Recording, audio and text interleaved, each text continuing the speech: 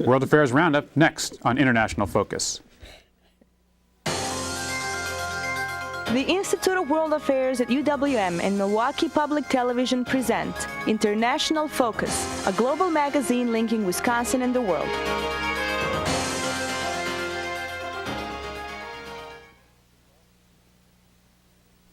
Welcome to International Focus. I'm Robert Ricigliano, Director of the Institute of World Affairs at UWM, with the season finale of our World Affairs Roundup. Before our panel of pundits begin their summer holidays, we've asked them to predict the trajectory of some of the stories we've kept an eye on this season, including moving the front line. The Obama administration has shifted its military focus from Iraq to a combined effort in Afghanistan and Pakistan. What will the summer hold for what's been dubbed the Af-Pak War?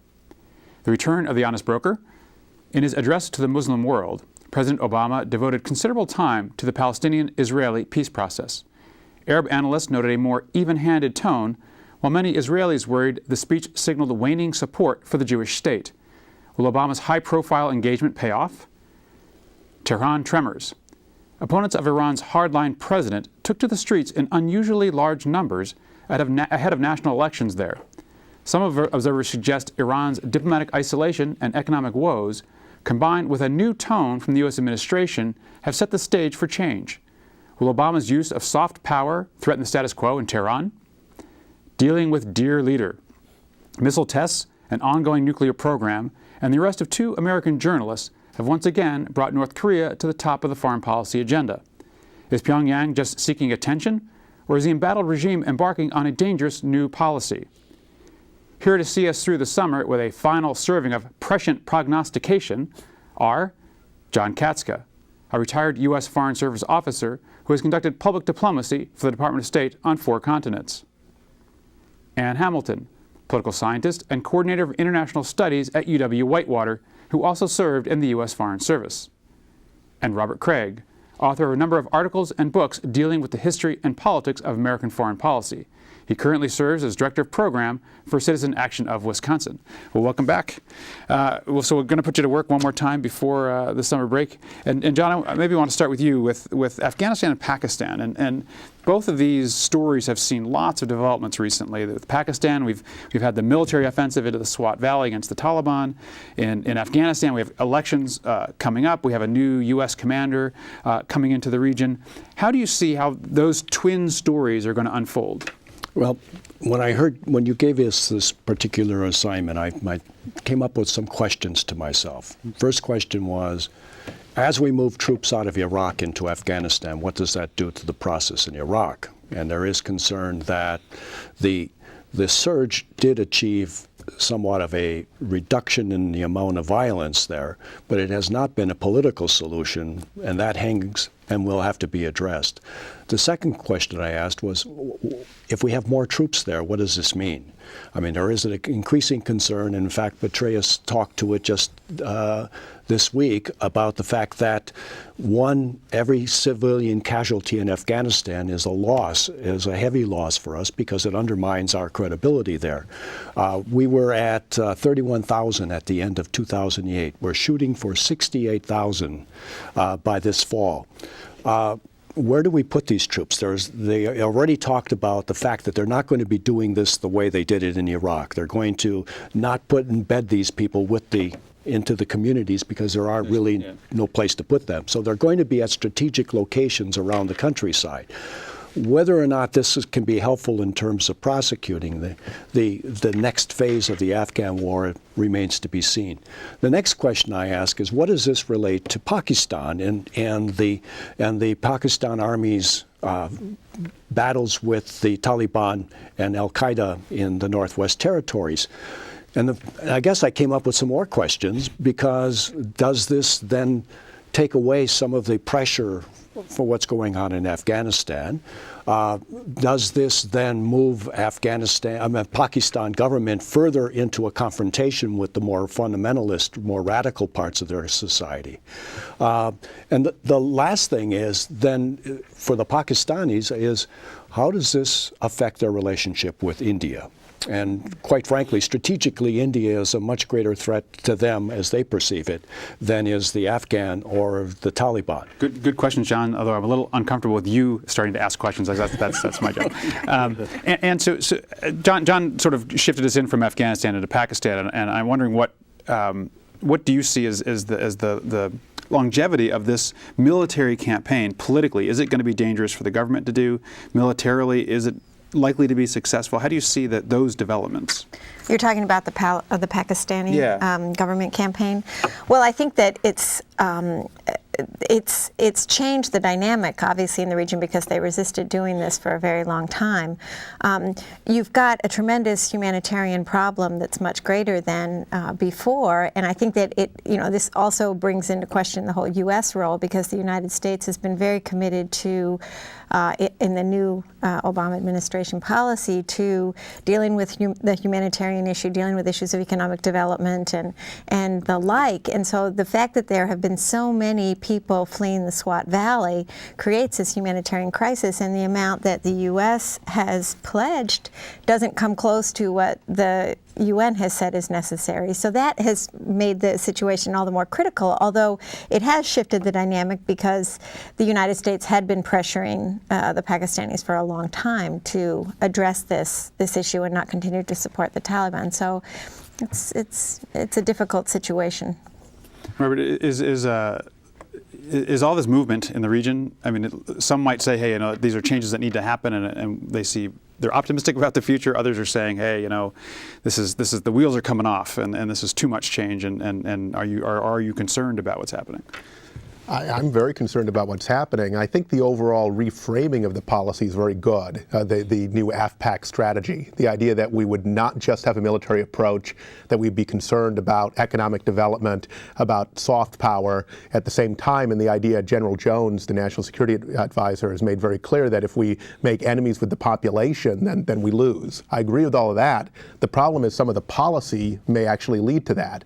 Pakistan, first and foremost, as Ann was pointing out, the disruption in the Swat Valley, one UN official compared it to Rwanda, which is unbelievable. And apparently the Pakistani army is completely not set up for counterinsurgency. It was built to fight a huge land war with India, and their approach has been to come in and just level these towns and villages. And so that's going to create a lot more enemies and actually a lot more recruits for extremists. And so that part is very dangerous. So all of the nuance you see in trying to learn how to do counterinsurgency from Iraq and apply it to Afghanistan, where the U.S. directly is engaging in the war, is very different than working through Pakistan, where we're not doing it. I mean, even leaving aside the question of whether we really have learned how to do counterinsurgency, I'm impressed that General Jones is very aware of what went wrong in Vietnam. That's his career experience, and is bringing all of that sensitivity to the campaign. Still, I think the military part of this is extremely difficult, and I don't know if the idea of getting enough security to then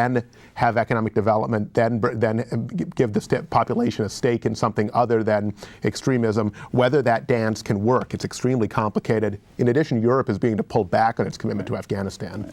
John, as a former Foreign Service officer, what about the political dimension of this? I mean, you and each of you have touched on that kind of military part of this.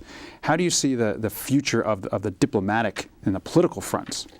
Well, one of the premises that I have drawn from my readings and talking to people who know the area is that any presence can be a negative in Afghanistan, and this is a historical factor.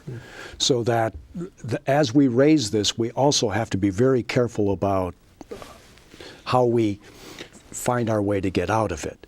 And my concern is that Obama now has chosen that Afghanistan is his war as opposed to Bush's war in Iraq, and there are dangers in that process. Right, politically. The one point I can make is that you start to wonder whether it was the Taliban or Pakistan who overextended themselves in this process. Mm-hmm. And if I can finish this point with a question. Sure. That's the question I have, is who has overextended themselves?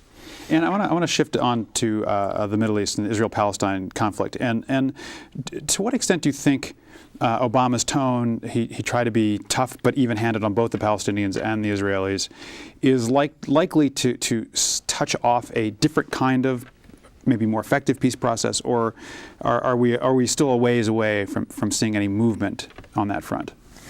Well, he certainly sounded very different, and the symbolism was very rich. And you can be sure that in his speech that they went over every word over and over again and played it out. So it's sort of interesting to dissect it, as a lot of people have been doing.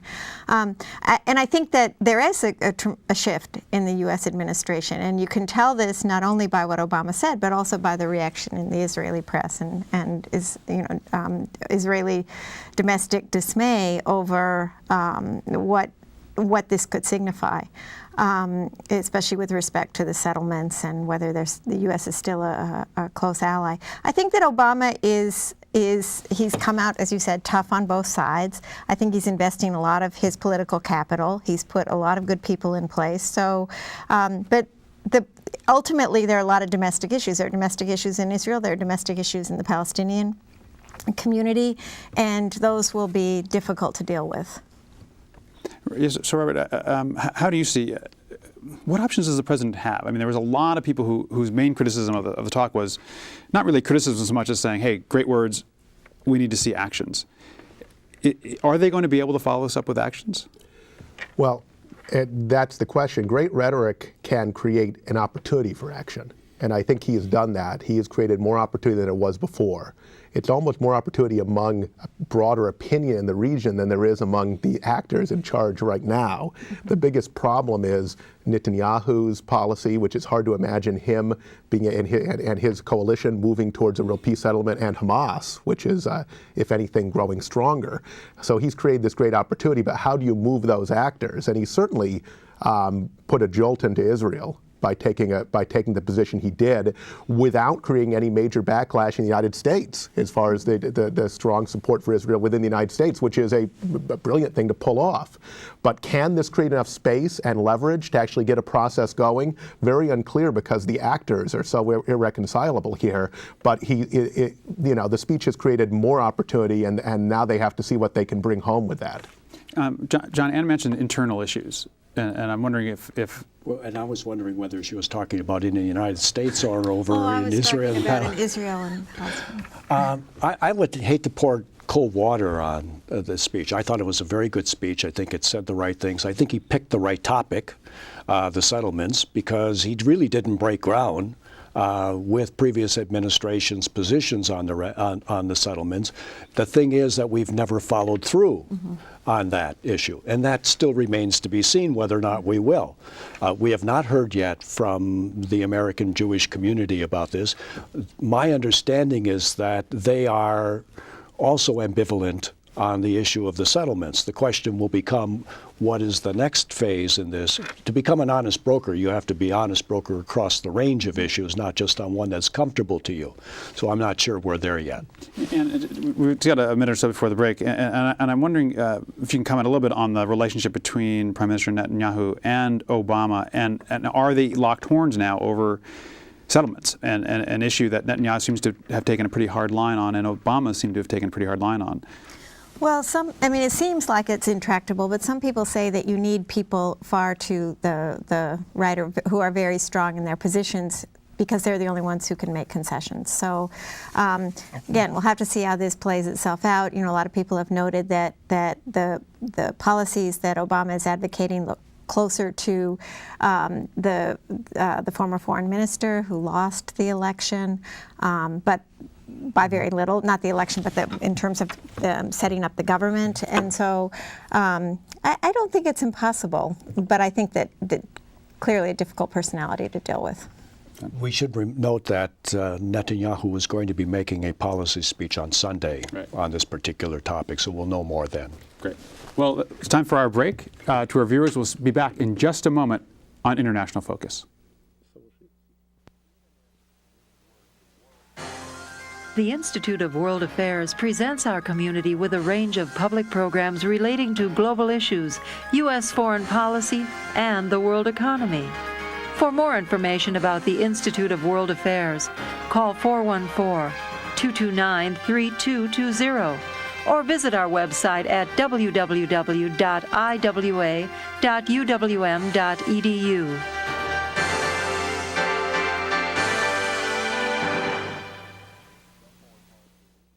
Welcome back to International Focus and our season finale of our World Affairs Roundup.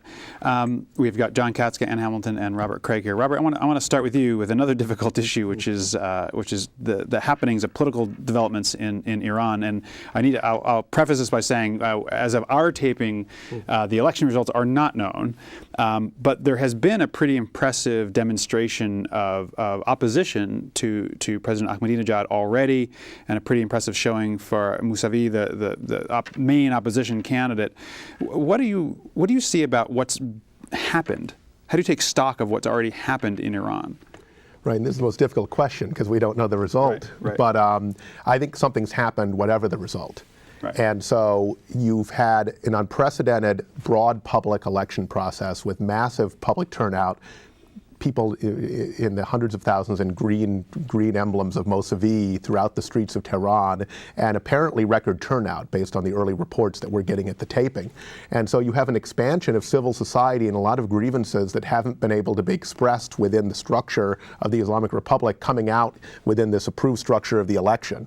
And so even if the incumbent wins this election, a message has been sent, and you may have a very different policy. Obviously, if Mousavi wins, you could have even a greater policy, though the president does not make the final decisions anyway within this Islamic Republic, so even that might not be as dramatic a break as people would believe.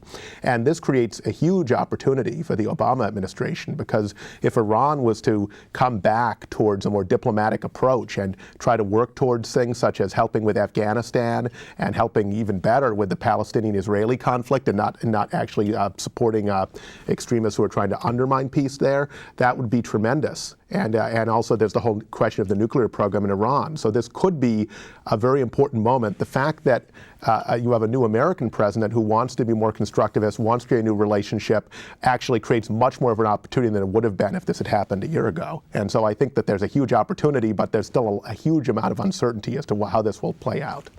Yeah, John, I wonder if you can take up the same issue, which is if we assess what's happened already, sort of almost regardless of the outcome of the election, how do you make sense of that in terms of what it might mean for the future politics of whatever regime takes power in Iran? You know, I was trying to think of questions to come up on that one. This is a very difficult thing to try to get your mind wrapped around. First of all, we are seeing a generational evolution within Iran, and we have been seeing it for a long time. In fact, 10 years ago, I think people were saying that it was here already, and it didn't lead to much. The power structure in Iran is so complicated by a series of councils, all emanating down from the spiritual leader of this whole process. You know, just to give our viewers a sense of how this presidential campaign goes, there were 475 people who applied to become candidates for the presidential election, and 4 were accepted. 2 alleged reformers and 2 alleged hardliners. So the process is highly structured, and so that the dynamic, until something breaks in terms of that control, I'm not looking for the tea leaves to give us too much insight into the process. As long as the Supreme Council is wielding ultimate power, that's right? And what do you, looking at Ayatollah Khatami, who's the one people look at as a person with the most individual power in Iran, as the head of the Supreme Council, what do you make of his?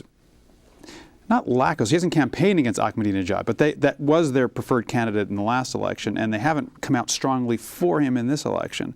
Does it signal that that the clerics have kind of moved away from Ahmadinejad's kind of politics? I think Ahmadinejad has created a lot of problems for Iran. He's kind of, you have to assume that he hasn't gone that far astray, or he wouldn't be there right now. He wouldn't be one of the candidates, at least. But he is a loose cannon, and I don't think he really helps Iranian diplomacy very much around the world. I think that that what John said about the generational divide, I know it's not new, but one of the things that people have been commenting on is the extent to which, and it recalls our own election, the extent to which the youth are using text messaging and the internet, and especially the Mousavi campaign, relying on these methods to mobilize the youth. And I think that although we can't read too much into it right now, it's interesting to think about that. It's like people were also commenting that there were no police on the street during these huge rallies. And so when you take a lid off, can you, even if it's just in the context of election campaigns, can you put it back on? And I think that the Supreme Council has sort of may have opened the lid a bit too far. At least I think that's what a lot of people are hoping. Robert, there's one last question on Iran before we move on, but some has been made, as you referenced earlier, about the Obama effect. Mm-hmm. And so to what extent is that an accurate sort of description of why things are happening the way they're happening, or are we making too much of that, and in fact this is really just driven by internal politics in Iran? A lot of it's internal politics. Obviously, the economy is bad for a lot of people there. The regime has been inflexible, and then the new generation is much less comfortable within it. It's a much more cosmopolitan society than you would underneath the surface. But I think the Obama effect, it's hard to know how much it affects the election, but it certainly creates more possible implications for the election. Probably since the youth are involved, it's having some direct effect as well. But Iran is still a country that's looking for its standing in the world as a major player in the Middle East, and Obama seems much more likely to acknowledge that and treat them that way. And the nuclear weapons development was part of that, really, that seeking for respect. And he is offering respect, which is showing the power of that kind of soft diplomacy. But there's a lot of complicated dynamics as well, other than that. Well, we have to spend some time with dear leader Kim Jong-il in North Korea. And maybe, John and Anna, I'll put this to you as people who've been in the Foreign Service. So you're writing the cable back to Washington about you're observing developments in Pyongyang from South Korea, say. What do you write about the possible succession issues that are going on in Iran and what its implications are? What do you see about let's just take the succession issue about whether one of his sons has been appointed or not? Well, one of the things I'd make sure that when I sent the cable, I included Beijing as one of the addressees, because clearly what happens in China's position on this is much more important, in fact, I think, than ours is. First of all, they're neighbors of. There's concerns that they have regarding refugees if it becomes destabilized, as do the South Koreans. There's the question that the Chinese always have over internal affairs, interference in internal affairs that complicates this thing. The relationship between China and Japan in that part of the world is a strategic issue that has to be looked at. So I would make sure that China was in on the cable so that they could comment on all this. But in terms of the succession, I would say that there are three groups that are competing in this. Obviously, the family is very much involved, and especially since he is not incapacitated, he is driving this process more, and he has named his youngest son, Kim Jong-un, as the successor. But there is also the military, which what I would say has a very strong role in this. And I don't know that we know a great deal about their collective thinking on this. And then there is the bureaucracy that surrounds the Communist Party apparatus and what their position is. So there's three competing factors here. We've seen kind of the misbehavior of North Korea doing something provocative as a way of kind of drawing attention to itself and starting a round of negotiations. How do you read this series of events? Is it being driven by their need to kind of put themselves up higher on people's radar screens? Is it driven by maybe these uncertainty around succession? What do you think is behind that behavior? I think that the series of provocations, from the U.S. and Japanese perspective, certainly, that we've seen lately with the missile testing, the nuclear testing, then right on the heels of that, more missile testing, reflects something a little bit more intense than just using this as a bargaining chip. And I think that those who see it in the context of a succession struggle, that's what seems most likely to me, because it doesn't really make a lot of sense to do all of these things all at once. Don't play all your chips at one time. Yeah, yes, it seems sort of schizophrenic. And from what we know the little we know about Kim Jong-il, he certainly has different personality, and this has done odd things in the past. And I think that if he is really trying to cement his power and ensure that his son gets to become the next leader, perhaps. I don't, it's so hard to tell. Robert, we're almost out of time, and I'm shortchanging you on your issues that you want to put forward as things we should watch over the summer. So I'll give you the opportunity to comment on North Korea or take us in a new direction. I think I'll do the new direction. I think we've done Korea pretty well, and I will say that what's going to be interesting this summer is there's going to be this gigantic healthcare debate, and what's interesting is I think Canada is going to be blasted across the airwaves, across into Canada as some sort of horrible place that's like the Soviet Union or some, and it's going to be interesting to see what effect that has in Canada, since Obama is not proposing the Canadian plan, but he's going to be accused of it. Right. John? I want to look over across the pond into a combination of old Europe and Russia. Germany, which is growing in terms of its international importance, is looking to expand that, and they are courting the Russians, and much to the consternation of the U.S. and the other West Europeans. And you've just got a few seconds. We mentioned it, but the elections in Afghanistan are going to be really important to what happens there. They'll take place August 20th, presidential elections, so they're really going to be a key event. Thank you all for another great season. To our viewers, thank you for watching us, and we'll be back on International Focus.